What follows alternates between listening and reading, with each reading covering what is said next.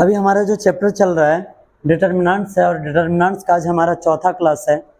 अगर बात किया जाए तो भारती भवन का जो बुक है, बाबू थोड़ा सा बुक दीजिएगा। कुछ बच्चे ऐसे जो कंफ्यूज हो जा रहे हैं कि कौन सा बुक है, इनको दिखा दिया जाए। पर आपको बुक, अगर आप बुक देखना चाह रहे हैं तो यही आपका बार बार आपको बताया जा रहा है कि भारती भवन का न्यू एडिशन का बुक है। न्यू एडिशन का बुक कहने का मतलब हुआ कि बुक एक ही है और इसमें वॉल्यूम फर्स्ट और वॉल्यूम सेकंड दोनों इसी में समाहित किया गया है। आप देख सकते हैं इसका जो प्रकाशन है। अब आप ये मत सोचेंगे कि मैं किसी प्रकाशन को प्रमोट कर रहा हूँ, ऐसा कुछ नहीं है। मैं जो बुक पढ़ा रहा हूँ उसके बारे में आपको बता रहा हूँ। भारती भवन का बुक है, आर एस अग्रवाल है, क्लास 12th का है, सीनियर सेकेंडरी स्कूल मैथमेटिक्स, ये आपका बुक है। और आप अपने नज़दीकी दुकान से कहीं से भी ये बुक ले सकते हैं। अगर आपके पास ये बुक नहीं है तो यही बुक आपको पढ़ाया जा रहा है। और जब भी अगर पेज नंबर मेंशन किया जा रहा है यहाँ पे, तो इसी बुक का पेज नंबर मेंशन किया जा रहा है। अगर आप किसी दूसरे बुक से पढ़ रहे हैं तो फिर वहाँ से क्वेश्चन टैली नहीं कर पाएगा। आप वहाँ पर जाकर पेज नंबर निकालेंगे और आप वहाँ देखेंगे कि चैप्टर ही नहीं है, और जब चैप्टर ये नहीं मिल रहा है तो फिर क्वेश्चन कहाँ से मिल पाएगा। बिल्कुल सही बात है, इसलिए मैं आपको बुक दिखा रहा हूँ। और इससे पहले मैंने बुक इसलिए नहीं दिखाया कि कहीं आपके माइंड में ये ना हो कि मैं किसी प्रकाशन को प्रमोट कर रहा हूँ या कुछ कर रहा हूँ, ऐसा कुछ भी नहीं है। ठीक है, आपको पढ़ने में कहीं कुछ कठिनाई ना हो, क्वेश्चन ढूंढने में कठिनाई ना हो, सिर्फ इसके लिए मैंने आपको बुक दिखा दिया। ठीक है, चलिए स्टार्ट करते हैं। इसका डिटर्मिनेंट्स है इस बुक का, एक्सरसाइज 6 का ये हम पढ़ रहे हैं, जिसका एक क्लास हो चुका है। और उस एक क्लास में मैंने आपको जो होमवर्क दिया था, 1 से लेकर 17 तक आपको होमवर्क करना था, फिर 21 नंबर और 22 नंबर आपको होमवर्क करके लाना था। आज इसमें का बीच का 1-2 क्वेश्चन हम आपको बता दे रहे हैं ताकि आपको कहीं कुछ कंफ्यूजन ना हो। और उसके बाद फिर हम आगे का जो भी क्वेश्चन होगा उसको आज हम डील करने वाले हैं। आज हमारा कोशिश यही रहेगा कि हमारा जो एक्सरसाइज 6 का ये है पूरा 100% ये कंप्लीट हो जाए, वो भी विदाउट प्रॉब्लम का। चलिए बढ़ते आगे। सबसे पहले हमें जो क्वेश्चन यहाँ पे देखना है, 7 नंबर क्वेश्चन देखना है। जो 7 नंबर क्वेश्चन है, क्वेश्चन कह रहा है कि इफ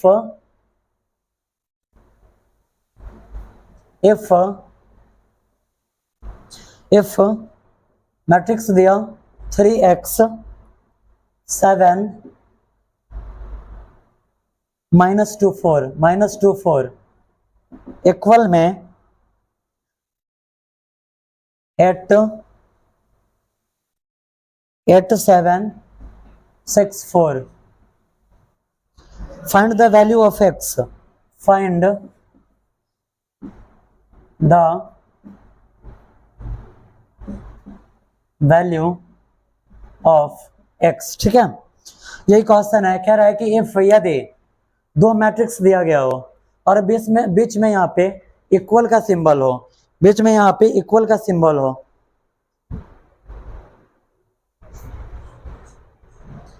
बीच में यदि यहाँ पे इक्वल का सिंबल हो तो उसे हम कौन सा मैट्रिक्स कहते हैं?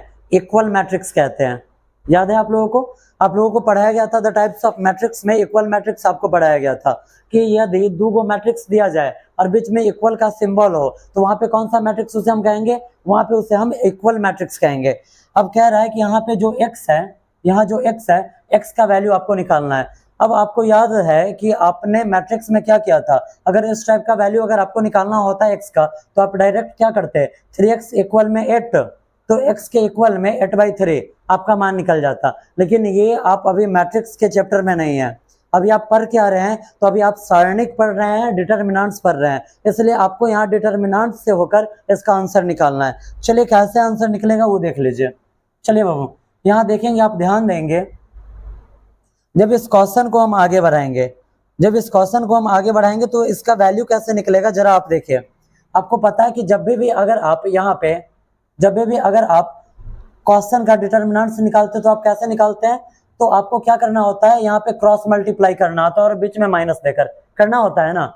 हम क्या करते हैं, अगर मान लेते हैं, आपको लिखना नहीं है, मान लीजिए कि ये आपका मैट्रिक्स ए है और ये आपका मैट्रिक्स बी है, तो आप इसको सॉल्व कैसे करते हैं? सॉल्व करना होता है तो यहाँ से यहाँ पर मल्टीप्लाई, यानी कि 3x इंटू में 4, यही करते हैं ना। 3x इंटू में 4, गुणा का भी चिन्ह दे सकते हैं और उसके बाद आप क्या देते हैं? माइनस का चिन्ह आप देते हैं। उसके बाद आपको माइनस का चिन्ह देना है और उसके बाद आपको लिखना है -2 × 7, यही है ना। समझने में कुछ तकलीफ है क्या? नहीं ना। के बराबर में क्रॉस क्रॉस मल्टीप्लाई करना है, यानी कि 8 गुणे 4 और माइनस क्रॉस मल्टीप्लाई 6 गुणे 7। ठीक है, समझने में कुछ तकलीफ है क्या? जब हम आगे बढ़ेंगे बाबू तब जरा आप देखिए, 3 चौके 12 x का x माइनस माइनस प्लस और 2 सते 14। समझने में कुछ तकलीफ है क्या? नहीं। देखिए बिल्कुल इजी क्वेश्चन है। 8 चौके 32 और माइनस 6 सते 42। समझने में कुछ तकलीफ है? आगे बढ़ाया जाए। जब हम आगे बढ़ाएंगे बाबू तब आप देखिए 12x प्लस 14 के बराबर में अगर 32 में से 42 को हम घटाते हैं, 32 में से अगर हम 42 को घटाते हैं तो हमें क्या मिलेगा? तब हमें मिल जाएगा यहाँ पे -10। यही मिलेगा ना, यही मिलेगा। आगे बढ़ाया जाए। अब जरा आप देखिए 12x के बराबर में -10 प्लस 14 इधर आया तो -14 हो गया। हो सकता है, क्यों? क्योंकि ये हम 9th क्लास से पढ़ते आ रहे हैं। 9th क्लास क्या 6th क्लास से हमें पढ़ना है कि अगर हम किसी सिंबल को विपरीत साइड में भेजते हैं तो वो अपना चिन्ह को बदल लेता है, वो अपने चिन्ह को चेंज कर लेता है। आगे बढ़ेंगे तो 12x के बराबर में -10 और -14 कितना हो जाएगा? -24। आगे बढ़ाएंगे तो x के बराबर में -24 बट्टा में क्या आ जाएगा? 12। क्यों? क्योंकि ये गुणा में इधर आया तो भाग में। आपको नियम पता है सारा प्लस माइनस का। अगर प्लस बराबर के उधर जाता है तो माइनस होता है, माइनस बराबर के उधर जाता है तो प्लस होता है। गुणा अगर इधर आएगा तो भाग होगा और भाग अगर इधर आएगा तो गुणा होगा। ये आप 6th क्लास से ही पढ़ते आ रहे हैं। अब यहाँ पर देखिए ये जो 12 है x के साथ गुणा में था, इधर आया तो भाग में। अब जरा आप देखिए 12 दूनी 24 कट गया, कटा। आपको वैल्यू किसका निकालना था? x का। जरा आप देखें x का वैल्यू क्या आया है, तो x का वैल्यू माइनस का माइनस और 2 का 2। यही हो गया हमारा आंसर। समझने में कुछ तकलीफ है क्या? नहीं। आगे बढ़ा जाए, बढ़े आगे। चलिए एक क्वेश्चन नंबर 15 है, देख लेते हैं।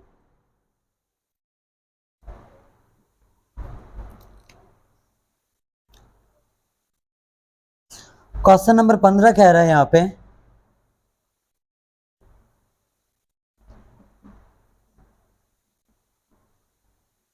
पंद्रह नंबर क्वेश्चन है, इवेल्युएट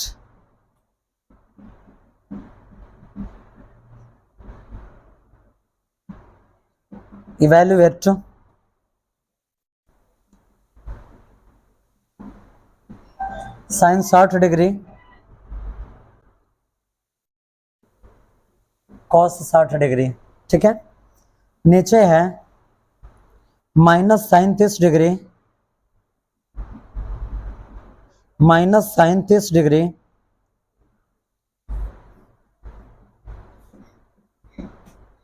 और इधर है कॉस 30 डिग्री। इस क्वेश्चन को बनाना है। जरा आप यहां पर देखेंगे साइन 60 है, कॉस 60 है, साइन 30 है, कॉस 30 है। अब आपको थोड़ा हम लेकर चलते कहाँ? क्लास 10th में, जहां पे आपने मान सारणी पढ़ा था। उम्मीद करते हैं कि शायद आप लोगों को ये जो इसका वैल्यू है याद ना हो। ठीक है, और मुझे लग रहा है कि आप लोग सभी आदमी इसका वैल्यू भूल गए होंगे। ठीक है, वैल्यू याद नहीं है, कोई टेंशन की बात नहीं है। कैसे इसका वैल्यू निकालना है वो हम आपको दिखा देते हैं। ठीक है, थोड़ा सा कुछ इसके लिए हम हिंट्स दे देते हैं।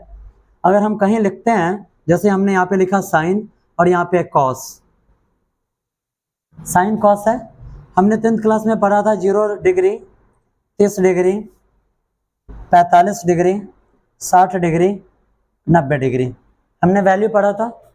यहाँ पे जो वैल्यू आता है इसी को जब हम पलट देते हैं तो वो कॉस का वैल्यू बन जाता है। अब आपके माइंड में आएगा कि सर हमें तो कुछ याद ही नहीं है, तो हमको क्या पता कि किसका क्या वैल्यू है। चलिए, याद नहीं है तो कोई टेंशन नहीं है, मान लेते हैं कि हमें भी याद नहीं है। करना क्या है, 0 से गिनती स्टार्ट कर देना है। 0 1 2 3 4। ये लिखने के बाद शायद आपको कुछ याद आ जाए। ठीक है, लिख दिया गया, 0 से गिनती लिखा गया। सबके नीचे हम लिख देते हैं 4 4 4 4 4, लिखा गया। सबके ऊपर हम क्या चढ़ा देते हैं? रूट। इसी से आपका इसका वैल्यू निकल जाएगा। ठीक है, वैल्यू निकालकर और जिस वैल्यू का जरूरत होगा हम यहाँ पे लिख लेंगे। ठीक है, अब जरा आप देखिए, वी नो दैट कि अगर किसी भी डिजिट से अगर 0 में भाग दिया जाता है तो हो जाता है 0, पता है। और 0 का वर्गमूल 0, यानी कि यहाँ पे आ गया 0। यहाँ पे आइए, 1 का वर्गमूल होता है 1 और 4 का वर्गमूल होता है 2। क्यों? क्योंकि ये दोनों पूर्ण वर्ग संख्याएं हैं। आगे बढ़ेंगे तो यहाँ देखिए 2 एकम 2, 2 दूनी 4, यानी कि ये जो आप देख रहे हैं 1 का वर्गमूल 1 होता है और 2 पूर्ण वर्ग संख्या नहीं है, इसलिए हम लिखेंगे इसे √2। आगे बढ़ेंगे तो 3 पूर्ण वर्ग संख्या नहीं है, इसलिए यहाँ पे √3 और बटा में 4 का वर्गमूल 2। समझने में कोई तकलीफ है क्या? 4 से 4 कट गया, 1 मर्तबे और 1 का वर्गमूल होता है 1।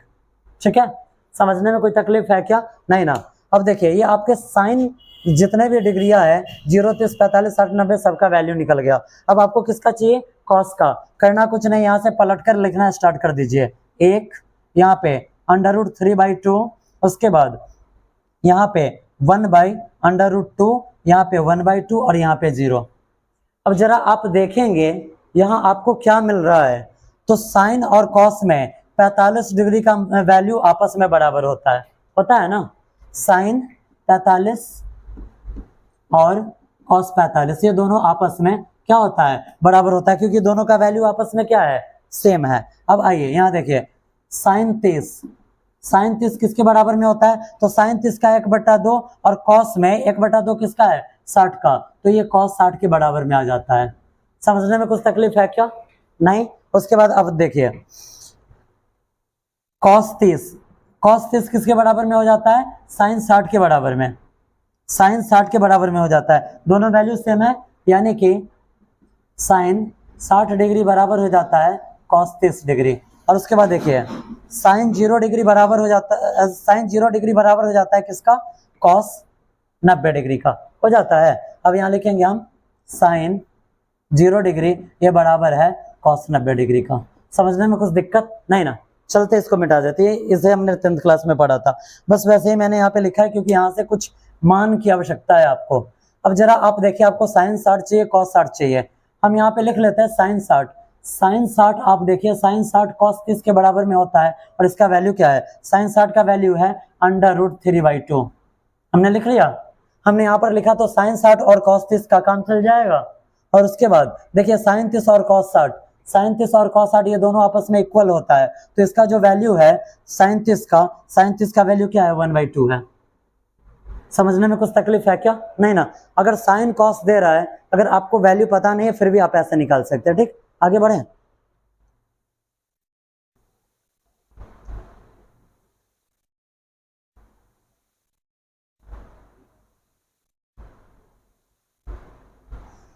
जब हम आगे बढ़ेंगे बाबू, इस क्वेश्चन को जब हम बनाने चलते हैं, तो इस क्वेश्चन को बनाने का नियम आपको पता है। आपको करना क्या होता है? क्रॉस मल्टीप्लाई, यानी कि यहाँ से यहाँ मल्टीप्लाई और यहाँ से यहाँ मल्टीप्लाई करना होता है, ना? बढ़े आगे चलते हैं, इस क्वेश्चन को हम सॉल्व करते हैं। जब इस क्वेश्चन को हम सॉल्व करेंगे बाबू, तब देखिए हमारे पास यहाँ क्या चीज आएगा?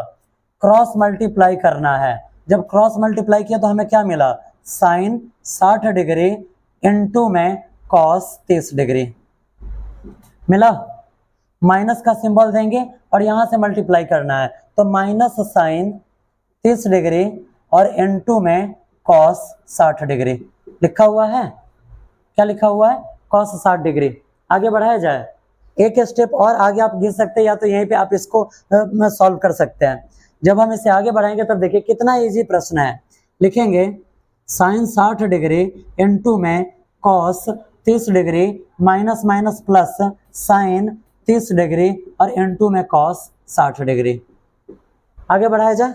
अब जरा आप देखिए साइन 60 का वैल्यू क्या होता है बाबू? √3/2। √3/2 होता है। समझने में कुछ तकलीफ नहीं ना? बीच में गुणा तो गुणा, कॉस 30 का भी मान क्या होता है? √3/2 होता है। प्लस है तो प्लस, ठीक है। साइन 30 देखिए, साइन 30 का वैल्यू हमने क्या लिखा है? 1/2 मल्टीप्लाई कॉस 60 का भी वैल्यू 1/2 है। समझने में कुछ तकलीफ है क्या? नहीं ना। ये सारा जो वर्क है 10th क्लास का ही वर्क है। अब जब हम आगे बढ़ेंगे तो देखिए, जब √3 से √3 में गुणा होता है तो हम इसे लिख सकते हैं √3 का स्क्वायर। कहेंगे काहे लिख सकते हैं भैया? क्यों लिख ले? आपको लिखना पड़ेगा, और किस लिए लिखना पड़ेगा ये हम आपको बता रहे हैं। आप याद कीजिए, आपने पढ़ा है a गुने a बराबर क्या होता है? a का स्क्वायर होता है ना, पढ़ा है ना आपने। और a प्लस a बराबर क्या होता है? 2a होता है। बहुत बच्चे इसी में कंफ्यूज हो जाते हैं कि स्क्वायर कब जाता है और आगे 2 कब लगता है। जब जोड़ में होगा तो आगे 2 लग जाएगा और गुणा में होगा तो स्क्वायर जाएगा, ठीक है। अब जैसे देखिए, अगर दोनों a गुणा में है तो a का स्क्वायर लिख सकते हैं, तो दोनों अंडर रूट 3 है, तो दोनों अंडर रूट 3 को गुणा करेंगे तो अंडर रूट 3 का स्क्वायर हो जाएगा। स्क्वायर से रूट क्या होता है, कट जाता है, तो बचा क्या, 3 और बट्टा में 2 दूनी 4 बचा, प्लस का प्लस, एक एकम एक और बट्टा में क्या है 2 दूनी 4। अब ये आपका हो गया बट्टा पर का जोड़, हो गया। जब आगे बढ़ाएंगे तो अब आप याद कीजिए, बट्टा पर का जोड़ आपने सीखा है दूसरी तीसरी चौथी क्लास में। सबसे पहले क्या करना है, नीचे वाले का एलसीएम लघुत्तम, 4 और 4 का है एलसीएम 4, 4 से 4 में भाग देंगे, एक मर्तबे कटा, 1 से 3 में गुना हुआ तो 3 और प्लस, ठीक है, 4 एकम 4 और 1 से 1 में गुना हुआ तो 1 आया। आगे बढ़ाएंगे तो 3 और 1 4 और बट्टा में 4, 4 से 4 में भाग दिए 1 आ गया हमारा आंसर। समझने में कुछ तकलीफ है क्या, क्लियर है, आगे बढ़ाया जाए। अब चलिए, अब बढ़ते आगे की तरफ। आप 17 तक क्वेश्चन करके लाएंगे, और अभी जो हमें क्वेश्चन बताना है, हम 18वां नंबर क्वेश्चन आपको बताने जा रहे हैं। और जैसे कि बैक क्लास में आपको बताया गया था कि अभी तक आपने जो भी क्वेश्चन सॉल्व किया है, सारा क्वेश्चन किस ऑर्डर का था, डिटरमिनेंट्स में ऑर्डर 2 का था। आज जो हमें क्वेश्चन पढ़ना है ऑर्डर 3 का पढ़ना है, ठीक है। चलिए, ऑर्डर 3 के लिए आज हम क्वेश्चन को सॉल्व करेंगे, और आशा करते हैं कि आपको कहीं पर समझने में कुछ दिक्कत ना हो, ठीक है।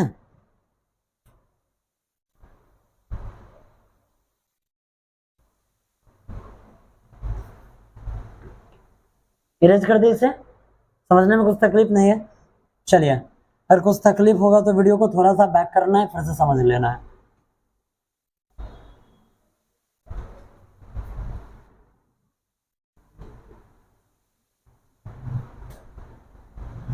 ये जो क्वेश्चन सब है, इस सबको बिल्कुल आप माइंड में सेट कर लेंगे, ठीक है।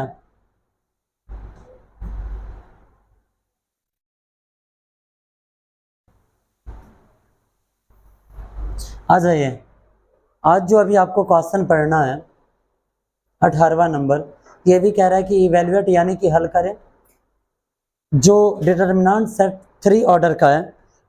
लिखते हैं क्वेश्चन,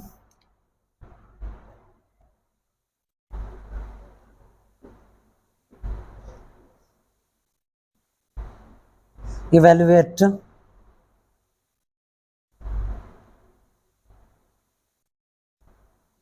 डिटरमिनेंट्स में दे रहा है, इसे हम सीधे लाइन से भी दिखा सकते हैं, 0 2 0 0 2 0 2 3 4 2 3 4 4 5 6। किस ऑर्डर का डिटरमिनेंट्स है, 3 ऑर्डर का। वजह क्या है, क्योंकि यहाँ पर रो भी 3 है और कॉलम भी 3 है, और आपको पता है कि डिटरमिनेंट्स में हम मैट्रिक्स की तरह ऑर्डर को ऐसे हम नहीं दिखा पाएंगे, हमें डायरेक्ट ये बताना है कि यहाँ पे 3 ऑर्डर का डिटरमिनेंट्स है, ठीक है। जब इस क्वेश्चन को इवेल्युएट करना है, इसका वैल्यू निकालना है, तो आप एकदम सिंपल सा लॉजिक याद रखेंगे। आपको कैसे इसका मान मिल जाएगा, तो यहाँ समझ लीजिए, आपको करना क्या है बाबू, तो आपको वर्क बस इतना ही करना है, आपको करना है A11 इंटू A11, ठीक है, प्लस A12 इंटू A12, ठीक है, और प्लस में A13 इंटू में A13। इतना ही वर्क आपको करना है, और इतना वर्क करने के बाद आपके क्वेश्चन का जवाब आपके सामने रहेगा। कहीं पर किसी भी तरीका का यहाँ पे कन्फ्यूजन उत्पन्न होने वाला नहीं है, इतना ही काम आपको करना है। अब इसकी क्या प्रॉपर्टीज है, क्या टाइप्स है, इतना अब जिस टाइम में अभी हम पढ़ रहे हैं, इस टाइम में इतना पढ़ने का हमारे पास टाइम नहीं है, उतना हमारे पास एक्स्ट्रा समय नहीं है कि हम उसको उतना ज़्यादा डिस्कस कर सकें। अब चलिए, इसमें कौन चीज़ क्या है इस पर हम डिस्कस कर लें, और इसके लिए आपको चलना होगा बैक क्लास में, ठीक है। आपको कल मैंने एक क्वेश्चन पढ़ाया था, जिसमें मैंने आपको बताया था कि अगर लिखा हुआ है, और वो क्वेश्चन क्या था, तो वो क्वेश्चन था A32 इंटू A32। हाँ, कुछ याद आ रहा है आप लोगों को। मैंने बताया था कि बाबू अगर स्मॉल a के साथ नीचे ऑर्डर है, तो ये हमारा हो जाएगा एलिमेंट। क्या हो जाएगा, ये हमारा है एलिमेंट। और कैपिटल ए के साथ अगर ऑर्डर आ रहा है तो ये हमारा है कोफैक्टर। क्या है ये? कोफैक्टर है। ध्यान रहेगा, स्मॉल ए एलिमेंट को इंडिकेट करेगा, और अगर यहाँ पे बड़का ए दे रहा है, बड़का ए दे रहा है तो ये किसे इंडिकेट करेगा? कोफैक्टर को।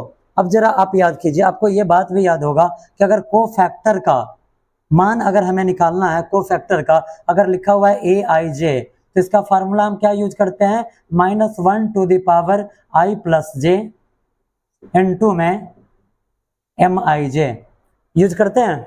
याद है फार्मूला? जहां पे ये जो i और j है ये क्या है? ये जो ऑर्डर का जो रो और कॉलम को इंडिकेट करता है उसी का वैल्यू यहाँ पे डाला जाता है। याद है?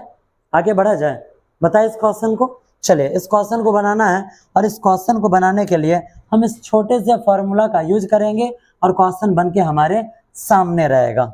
चलते हैं आगे की तरफ।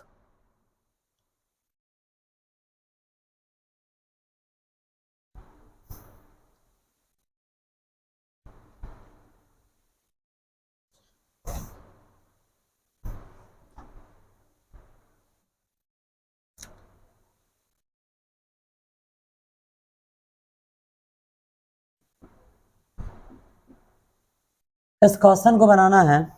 इस क्वेश्चन को बनाने के लिए, और ये जो आप देख रहे हैं इसको आप सूत्र कहिए, प्रॉपर्टीज कहिए, जो भी आपको कहना है आप इसे कह सकते हैं। इसको यूज करने के लिए आपको थोड़ा सा भाषा ऐड करना होगा। लिखेंगे we no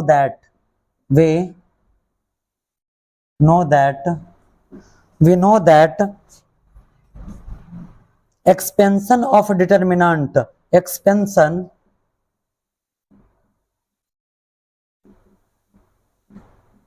of determinant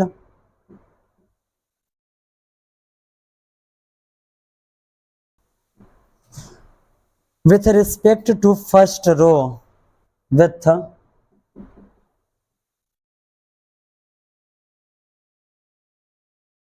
with respect to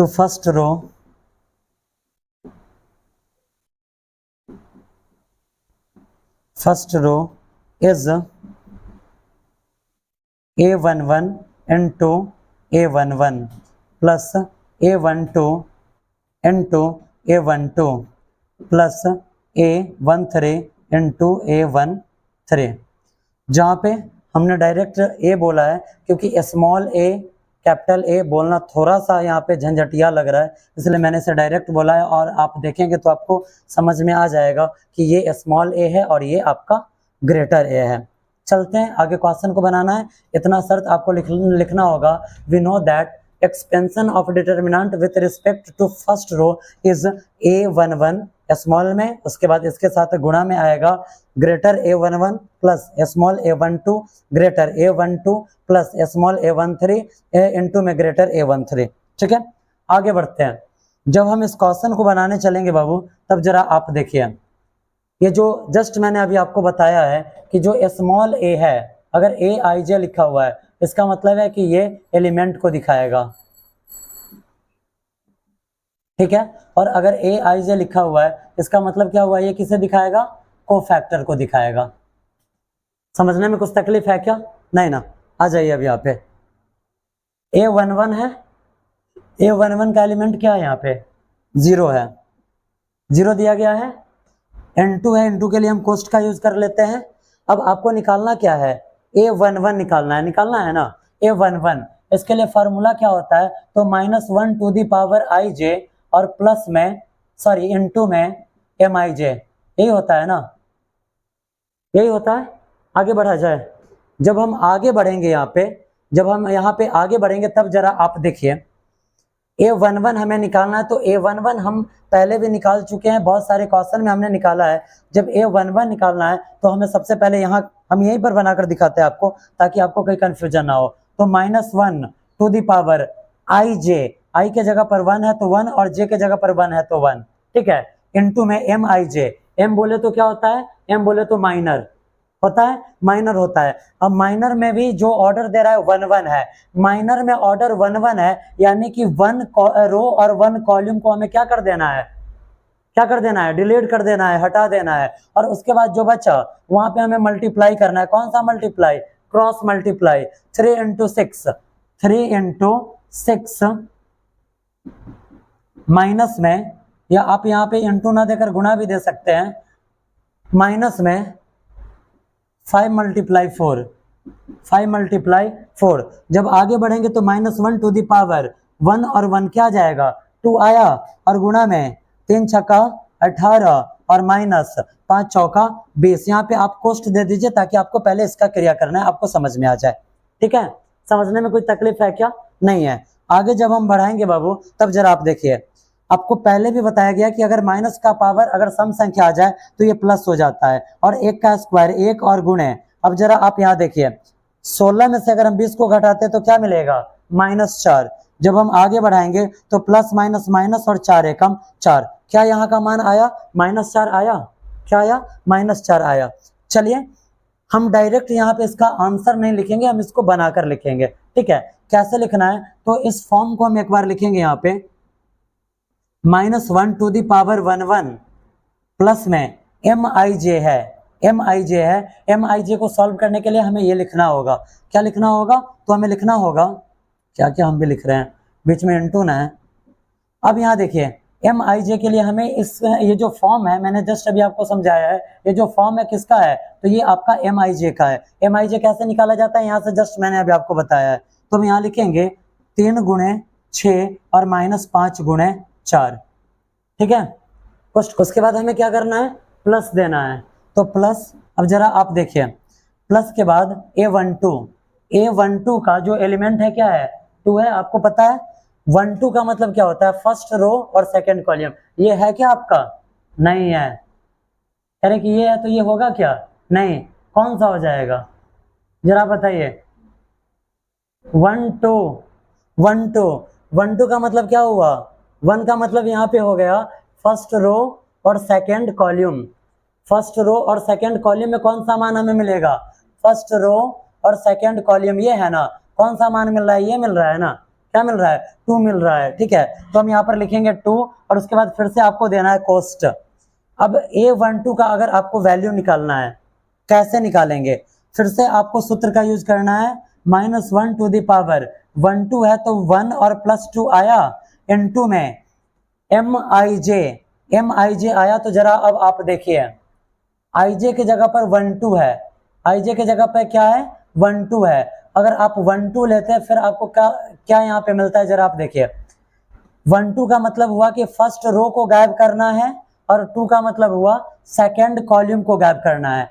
इसे गायब करना है ना, तो क्रॉस मल्टीप्लाई किसके साथ होगा, 2 से 6 के साथ, 2 गुणे 6 और माइनस फिर किसके साथ मल्टीप्लाई होगा, 4 गुणे 4 के साथ, 4 गुणे 4। समझने में कुछ तकलीफ है क्या, नहीं ना, मिटाया जाए, आगे बढ़ते हैं। उसके बाद देखिए, अब प्लस में आपको A13 चाहिए, कौन सा एलिमेंट आएगा जरा बताइए। तो A13 के लिए, स्मॉल A13 के लिए A यानी कि फर्स्ट रो और थर्ड कॉलम, कौन सा वैल्यू आ रहा है, 0 आया ना, हम यहाँ पर लिख सकते हैं 0, लिख सकते हैं ना। आगे बढ़ाएं, बड़ा सा कोष्ट देना है A13 कैपिटल में, यानी कि को फैक्टर को ये इंडिकेट कर रहा है। फिर इसका वैल्यू हम कैसे निकालेंगे, तो -1 का पावर I + j, I के जगह पर 1 और j के जगह पर 3 है, इनटू में। अब Mij निकालना है, Mij निकालने के लिए 1 और 3, फर्स्ट रो और थर्ड कॉलम को अगर हम डिलीट करते हैं तो हमारे पास यही वैल्यू बच जाता है। तो हम कैसे मल्टीप्लाई करेंगे, 2 × 5, 2 × 5 और माइनस में 4 × 3। कहीं कुछ तकलीफ है क्या, है, आगे बढ़ाया जाए। जब हम इसे आगे बढ़ाएंगे बाबू तब आप देखिए, 0 के साथ मल्टीप्लाई में -1 का जो पावर है 2 है, 2 सम संख्या है इसलिए माइनस का प्लस हो जाएगा और 1 का स्क्वायर यहाँ पे 1 रहेगा, गुणे। ठीक है, 3 छक्का 18, 3 छक्का 18 और -5 चौका 20, 18 में से 20 जाएगा, कितना बचा, -2 बचा। समझने में कुछ तकलीफ है क्या, नहीं, आगे बढ़ते हैं। +2 जब हम आगे यहाँ पे बढ़ाएंगे इसे तब जरा आप देखिए, -1 का पावर 1 और 2 3 विषम संख्या है। अगर माइनस का पावर विषम संख्या रहे तो ये माइनस ही हो जाएगा, और 1 का पावर 3 अगर 1 को हम 3 बार गुणा करते हैं फिर भी यहाँ पे आएगा 1 ही। गुणा 2 छक्का 12 और -4 चौके 16। 12 में से अगर 16 जा रहा है कितना बच जाएगा, कितना बचेगा, -4 बचा, तो गुणा में -4। समझने में कुछ तकलीफ है क्या? नहीं, आगे बढ़ाया जाए। जब हम आगे बढ़ाएंगे बाबू उसके बाद देखिए प्लस, यहाँ पे है 0, -1 का पावर 1 और 3 4, ये सम संख्या आ रहा है। अगर माइनस का पावर सम संख्या हो तो ये हो जाता है प्लस, और 1 को अगर 4 बार भी गुणा करें तो यहाँ पे आएगा 1 गुणे। अब देखिए 2 पंचे 10 और -4 तिया 12, 10 में से 12 जाएगा, -2 बच जाएगा। क्या बचेगा? -2 बचेगा। यहाँ पे -2। आगे बढ़ाया जाए। जब हम आगे बढ़ाएंगे तब जरा आप थोड़ा सा कॉमन सेंस अप्लाई कीजिए। जब 0 के साथ किसी भी डिजिट में गुणा करते हैं तो टोटल क्या हो जाता है? 0 हो जाता है। 0 प्लस, अब आप यहाँ देखिए, यहाँ पे है 2, यहाँ पे है 2 और इंटू है तो गुणा, माइनस माइनस प्लस, और 4 एकम 4, यानी कि 4 दूनी क्या आ गया? 8 आया। और प्लस 0 से किसी भी चीज में गुणा करेंगे तो क्या आ जाएगा? 0। जब हम इसे आगे बढ़ाएंगे तो 0 8 0 इस तीनों को जोड़िए, क्या आएगा? 8। यही है आपका क्वेश्चन का जवाब। समझने में कहीं कुछ कंफ्यूजन है क्या? सिर्फ आपको इतना याद रखना है कि जो स्मॉल ए है ये एलिमेंट को, और जो कैपिटल ए है ये को फैक्टर को दिखाएगा। ठीक है, आगे बढ़ाया जाए। समझने में कुछ तकलीफ है क्या?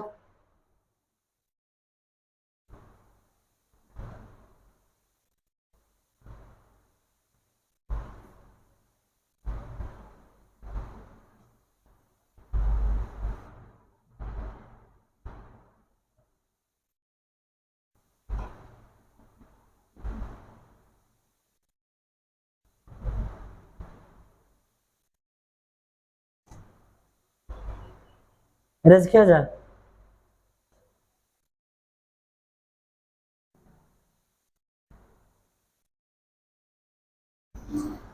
हमें आज जो एक छोटा सा पॉइंट पढ़ना है उस पॉइंट का नाम है सिंगुलर डिटर्मिनेंट।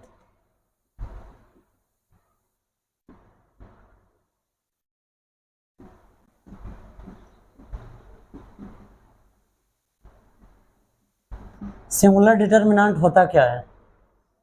2 एग्जाम्पल में आपको पूरा समझ में आ जाएगा। ठीक है, कोई डिटर्मिनेंट अगर दिया गया है इस रूप का,